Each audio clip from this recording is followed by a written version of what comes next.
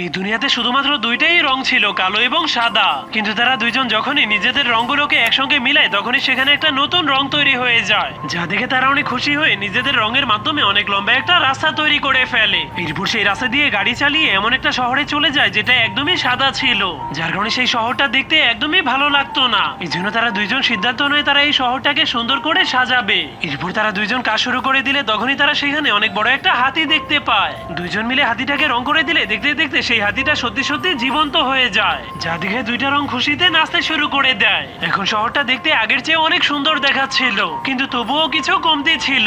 সবকিছুই দেখতে একটু খারাপ দেখাচ্ছিল, যার কারণে দুইজন দুইটা স্পেশাল মেশিন এনে সেগুলোর মাধ্যমে একটা নতুন রং তৈরি করে। সেই নতুন রংটার নাম ছিল গ্রে। গ্রেও তাদেরকে সাহায্য করতে শুরু করে। এবার তিনজন মিলে শহরটাকে রং করতে শুরু করে দিলে ধীরে ধীরে শহরটা আরো বেশি সুন্দর দেখাতে শুরু করে। তখনই গ্রের মাথায় আকাশে থাকা বড় বড় মেঘেদেরকে দেখে একটা আইডিয়া চলে আসে। এই জন্য গ্রে তার মেশিন বের করে কালো রঙের সঙ্গে মিলে একটা গাঢ় গ্রে রং তৈরি করে, আর সাদা রঙের সঙ্গে মিলে একটা হালকা গ্রে রং তৈরি করে। এরপর তিনজন মিলে মেঘেদেরকে রং করতে শুরু করে দিলে আকাশ নতুন রঙে সেজে যায়। তখনই হঠাৎ করে বৃষ্টি শুরু হয়ে গেলে বৃষ্টির পানি পুরো শহরের উপরে পড়তে শুরু করে দেয়, যা দেখে কালো, সাদা এবং গ্রে রঙগুলো জীবনের প্রথমবার বৃষ্টিতে আনন্দ করতে শুরু করে দেয়।